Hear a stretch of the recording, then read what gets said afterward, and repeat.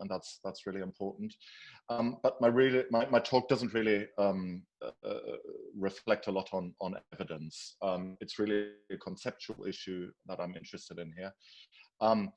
But I will mention a little bit evidence along the way as well. So I want to start with a little bit of motivation. So really, I mean that's sort of personal history, why I got interested in that. And so over the past months, many headlines have, I mean, you've seen that a lot, headlines claiming that the number of corona deaths is vastly overestimated. And this claim is supported by the following.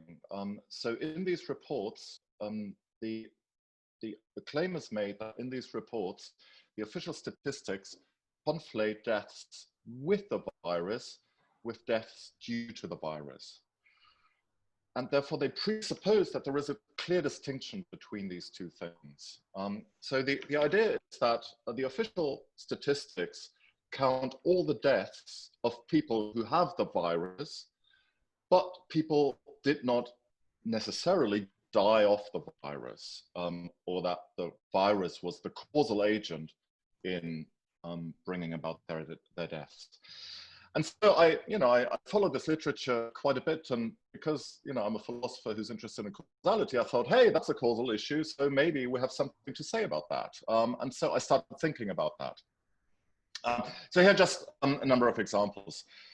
This is from The Spectator, Dr. John Lee. The way COVID deaths are being counted is a national scandal, and talking about exactly this thing. This is about the member of the expert panel, Bergs, in the United States. Bergs says that government is classifying all deaths of patients with coronavirus as COVID-19 deaths, regardless of the actual cause. So stating exactly that point. This is something from Italy, when death from coronavirus is a matter of interpretation.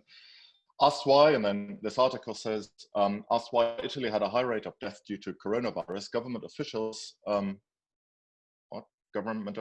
there said it was because they were using a broader definition for such deaths than other countries, counting any victims who had tested positive, even if other illnesses were at fault. So again, making this causal notion here that there are other conditions that are at fault, that are causally responsible, while corona is something like a condition, is present, but was not a causal agent. And so these kinds of headlines and these articles have triggered me into sort of thinking a little bit about that. And so I want to challenge this view here. So I don't want to argue that there aren't some straightforward cases. So some cases where you can actually tell this is a death where corona is a mere condition, where a person died of something else and then corona was present but didn't actually cause it. And there are other cases where it's very clear that corona is responsible for the death. But in the vast majority of cases, this distinction is just unclear. It's very hard to draw, and so that's really the aim here. And so let me then start with the clear-cut cases. So if you have a dying off, so where coronavirus is said to be responsible, the causal agent or whatever, so you have the virus, and that causes some conditions such as pneumonia, that might cause some other conditions such as sepsis. You call, actually, I'm sure you all know this, but there's the virus, which is called SARS-CoV-2, and then there's COVID-19, which is the disease, so that's a bundle of symptoms. In this case, I just used two examples, so pneumonia very often causes sepsis, and then that leads to death. And there's just nothing else going on. So this is a healthy patient who otherwise would have lived a long and healthy life. And then dying with, you also have the SARS coronavirus, which is present in your body. Then you have a car crash and you die of the car crash, and the virus didn't do anything to contribute to that. So that's a clear case of dying with. You can have a similar situation where the virus actually causes the disease, but then the disease doesn't contribute to death. So these are very, very clear cases where it's clearly a case of dying with. However, numerically, these two types of cases are extremely rare. what happens a lot more frequently is that you have the virus, which is somehow connected to death, but you have so-called underlying health conditions. And so I give a number of figures here from different countries. So in the US Center for Disease Control, you have an estimation is that 90% of cases are like that, so that the COVID deaths, or I mean the patients who die of COVID or with COVID have underlying health conditions, about 90%. For Italy, you have an estimation of about 99%. Very few, and I will talk about this a little bit more later, very few postmortems are done actually. But this pathologist from Hamburg called Klaus Püschel has examined about 200 bodies by now. And he hasn't found a single case where he argues that it's actually the virus or the disease that has led to the death. And it's in all cases, it's actually the underlying condition. But it doesn't really matter how many, but it's the vast majority of cases where you have something like the following condition, following situation. You have the virus that causes the disease and the patient dies. But you have significant underlying health conditions such as a cancer, hypertension, obesity, all these kinds of things, that very likely would also have led to death, but somehow the virus may have caused a complication. So this is I'm using this this bar here with the two dots at the end to show that there is interaction between these two factors.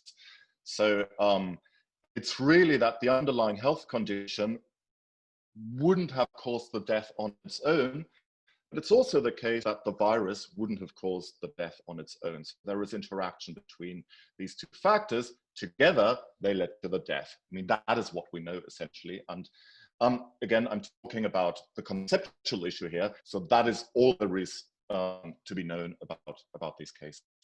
That's all there is. So in these cases then, structure, both coronavirus and the underlying conditions are so-called INS conditions. And I will not define them here. I just presuppose that you all know what they are.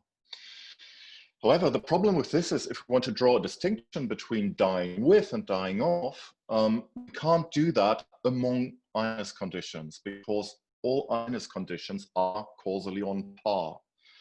There is no distinction between cause and condition. So in the Mackey examples, you have the lighting of the match, the striking of the match. So the striking of the match is the cause of its lighting, but you have the presence of the oxygen, which is a condition. However, causally they're on par, right? So the match wouldn't have lit if it hadn't been for the oxygen, but it also wouldn't have lit if it hadn't been for the striking, right? So causally, they're really on par. Differences between causes and conditions are at best pragmatic. And clearly, pragmatics plays a role in these medical cases because having a heartbeat is also an INS condition of dying with or of coronavirus, right? If you don't have a heartbeat, you die of that before the virus can kill you or any underlying condition. And so there is a difference here between cause and conditions, but not between coronavirus and the underlying conditions. And so unlike having a heartbeat, both coronavirus and the underlying conditions genuinely seem to explain death, right? So we're looking for explanatory factors rather than background factors, but that is the case for both the underlying, so-called underlying conditions, hypertension, cancer, diabetes, what have you, and coronavirus. So there's no sort of explanatory difference between those. So we have to look at a difference between coronavirus and underlying condition elsewhere. We can't just look at these different INS conditions and see some are explanatory, others aren't. Having a heartbeat doesn't explain the death. It's an INS condition, but it doesn't explain the death. But that is both coronavirus and the underlying condition seem to explain the death. So I do see that in some cases there may be an ontological asymmetry here. Namely, if you look at processes and you look back at the death and you try to connect the steps, the events that led up to the death. And then it may be that in some cases you have the virus causing the disease, and then the disease, the underlying health condition, would have at some point led to the death, but that process is interrupted by something initiated by some of the symptoms caused by the virus. So that is represented in this graph by this horizontal bar with the dot with a hole in it, with a circle, that somehow blocks, prevents the underlying health, the process of the underlying health condition to come to completion. And then it's the COVID-19, the disease that actually did it, that led to the death, right? And I think this reading is actually consistent with the WHO recommendations of how to fill in death certificates. So if you look at those, the coroner or the GP who fills in the death certificate is asked actually to fill in those steps that led to the death, with one exception actually, and you can see that in this example here. So you have the suspected COVID-19, where in this particular case, people are not sure, and it doesn't matter whether people are positive or not, but it's suspected that the process was initiated by an infection with the SARS-CoV virus. That led to pneumonia, that led to acute respiratory distress syndrome, and that led to the death. And then there are other conditions which are merely, which the process through which those would have led to death has been interrupted by the COVID process. And this example here, we have coronary artery disease, type 2 diabetes, chronic obstructive pulmonary disease, all of which could have led to death, but in this particular case, they actually didn't. I want to distinguish that from, and because a lot in this sort of in this critical, in this literature, these articles and YouTube videos and so on of people who are critical of the anti-corona measures, they very often say, well, look, currently the way the certificates, the death certification is practiced, what happens is that any death that is corona positive is counted as a corona death. But this is not in fact true, at least not in the Health Organization recommendations. Because if you have a significant alternative cause of death, in this particular case, a motor vehicle accident that led to aortic dissection, which led to hypovolemic shock, so essentially blood loss, and that caused the death, you have a nice alternative story to tell. And even though that person was corona positive, that is not, at least not recommended to be counted as a corona death. So if people say that, well, look, there are people hanging themselves and they're tested corona positive, those are actually not officially counted as corona deaths, or at least shouldn't be counted as such, according to the World Health Organization recommendations. Anyway,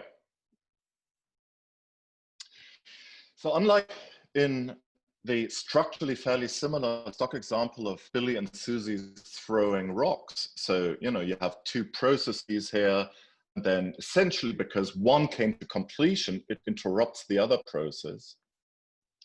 These processes in the corona case are not fully independent, because it's really due to, the underlying condition plays a causal role, because without the underlying condition, the patient wouldn't have died. However, at the end of the day, as it actually happened, it's this process, the corona process that was initiated by the virus, is the one that did it in the end. And so it is similar in that respect. So the virus made a difference, but one like the last straw that broke the camel's back, right? So the patient would likely have died anyway, but in this case, it is the virus that actually did it. So that's the situation. However, in standard medical practice, and that's really important for my story that follows, in standard medical practice, conditions that make a difference in that manner are not called causes of death. And so ordinarily in these cases, if you have a patient, let's say, who has lung cancer, who develops, let's say, pneumonia from infection with some flu virus, and then who dies, then even though it might have been the flu virus that caused the death as it actually occurred, this is counted as a death due to lung cancer. And similarly with respect to other underlying conditions. So here you have a quotation from John Lee, giving a number of examples. Consider some examples. An 87-year-old woman with dementia in a nursing home, a 70-year-old man with a metastatic bladder cancer, a 29-year-old man with leukemia treated with chemotherapy, a 46-year-old woman with motor neuron disease for 2 years. All develop chest infections and die, all test positive for COVID-19. Yet all were vulnerable to death by chest infection from any infective cause. And that's really important, from any infective cause, including the flu. COVID-19 might have been the final straw, but it has not caused their deaths.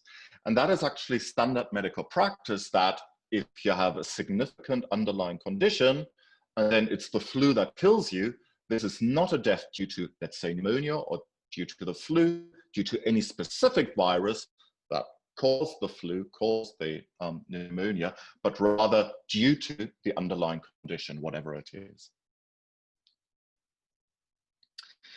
And actually, from an epidemiological point of view, this makes a great deal of sense.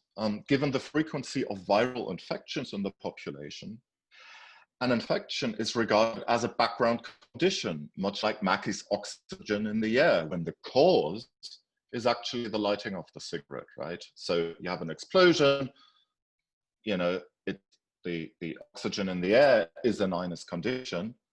However, you regard the lighting of the match as the lighting of the cigarette as the cause.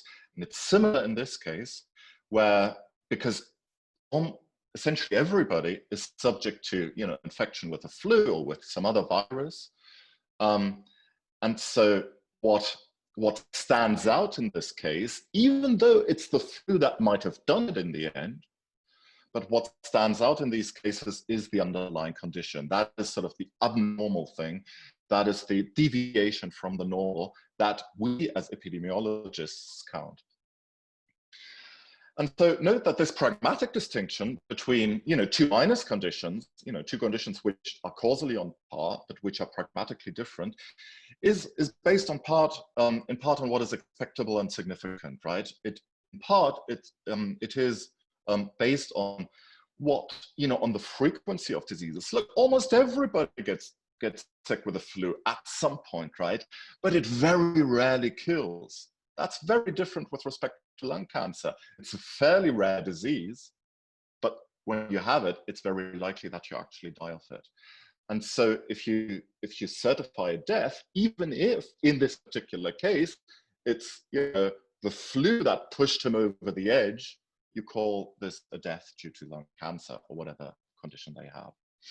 And so while there is an ontological distinction, so, you know, there is this process initiated by the virus that comes to completion, and the process initiated by the cancer or by diabetes did not come to completion. Standard medical practice rejects looking at that difference, but for good pragmatic reason, I think. And so again, here's a quotation from an old book of recommendations from the World Health Organization, medical certification of cause of death. And so they say that in most countries, certificates of cause of death have a dual purpose. Firstly, they contribute to the legal record of the death. Cause of death may be significant in insurance, cause of death may be significant in insurance or inheritance matters. Secondly, they are the source of mortality statistics, which have an important part to play in medical research. Untimely deaths are to be prevented. Untimely deaths are to be prevented. The chain of events has to be cut or cure instituted at some point. The most effective public health objective is to prevent the precipitation cause from operating, right? And so you see here that from an epidemiological point of view, what we have to look at is factors that we are willing to prevent.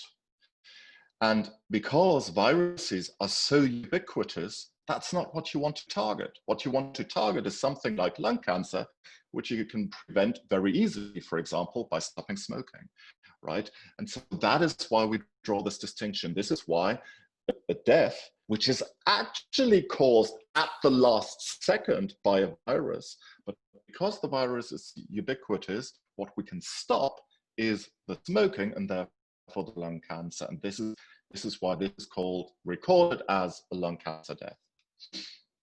I'm sorry, I have to.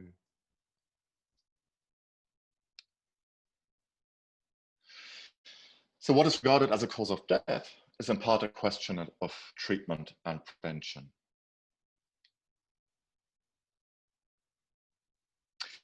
And this is just an aside, actually. So a complication arises for what I call the clear-cut cases of death due to corona.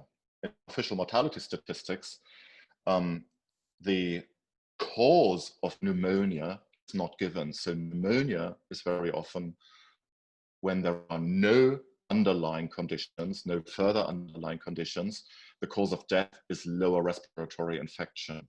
But the cause of that is actually not given. And the reason is just that there are many different viruses, bacteria and fungi that can cause pneumonia. And again, they're everywhere. And so what you want to treat is not infection or exposure to these viruses or bacteria or fungi, but rather the development of a severe case of pneumonia, right? And so again, even if a patient doesn't have underlying condition and he's actually or she is actually killed by pneumonia, then you do not call that a case due to the flu or due to that bacterium or whatever that caused it, but rather it's a case of pneumonia, because pneumonia is the thing that you can treat and prevent. You cannot prevent exposure in general. You cannot prevent exposure to any of these different viruses, bacteria and fungi. And so I'm just repeating that here. What can be treated and prevented is pneumonia. In some cases, for instance, by intervening on a comorbidity or an environmental factor such as diabetes or smoking. The point is, death due to corona would ordinarily be classified as death due to pneumonia and not due to corona. That's also important. Now, might there be a clear, if pragmatic, distinction between dying off and dying with, after all? The problem is that preventability is not a fully objective notion, right? However, what is preventable is in part a matter of sort of technological, physical, physiological possibility. And in that respect, it may be more or less objective. But in part, it's a matter of normative considerations. For example, of cost and benefit trade-offs regarding acceptability of, sort of anti-exposure measures, and so on and so forth. So what we regard as preventable is, not just out there. In part, it's, a function of what we regard as acceptable in terms of, what are we willing to do? What are we willing to pay for a potential treatment, a potential prevention of a disease? And so here's one straight other example. So someone who would have died anyway of some underlying condition, but was a victim of medical malpractice, died from negligent action. And so in this case, we have an alternative cause. He would have died anyway. However, because medical malpractice is something we would like to prevent, and normatively we think we should prevent, in this case, we regard that as the cause. And now corona, and that's really the novelty, and I think why there is still ambiguity in determining whether this is a case of due to corona or with corona. Corona seems to have led to a change in thinking about what is acceptable in terms of disease risk and in terms of preventative measures. Before corona, a patient who contracted pneumonia from, let's say, the swine flu or some other flu, had no underlying conditions and died, would have increased the pneumonia death toll, or if an underlying condition was present, the death toll of that condition, lung cancer or hypertension or whatever it is. But when the infection with a given virus becomes more preventable because certain measures become more acceptable, so suddenly we seem to be thinking that we can actually prevent the spread of that particular virus. We can prevent that particular virus from spreading. So certain measures become more acceptable, and specific treatments, namely vaccines, become available or at least conceivable. Then it makes a lot of sense to count these deaths as deaths due to that virus, right? So what has changed is not so much anything in the ontological structure of the cases, but what we regard as preventable and normatively as what we should prevent, right? And so at this particular point in time, I think the distinction is unclear because there is significant disagreement about the relevant norms. And so it seems at this point that most governments and some parts of the population, a large part of the media actually, seem to have accepted that protecting against this specific virus is not only necessary, but also feasible, but others disagree, right? There's this disagreement of the normative point, right? What seems sensible as a preventive measure? And that translates into this conceptual confusion between dying off and dying with. And so I want to end here with actually something that is a situation that is quite ironic. So it is the values of those people who are critical of the anti-corona measures that undermine the distinction that they use to criticize the measures, right? And so it's disagreement about these values. So it is some parts of the population that thinks it's entirely acceptable to try to prevent the spread of this particular virus. Other parts of the population thinks, well, no, that is too costly. And because there is this normative disagreement, that disagreement translates into the conceptual confusion between dying off and dying with. So, and just as a last sentence, if everyone agreed that infection with SARS-CoV-2 was a condition against which we should protect the population and for which society should develop treatments, the WHO recommendations could be used to draw that distinction. So it would be a clear-cut distinction if only we all agreed on the values, right? If we agreed on the norms. And that's my story. So thanks a lot for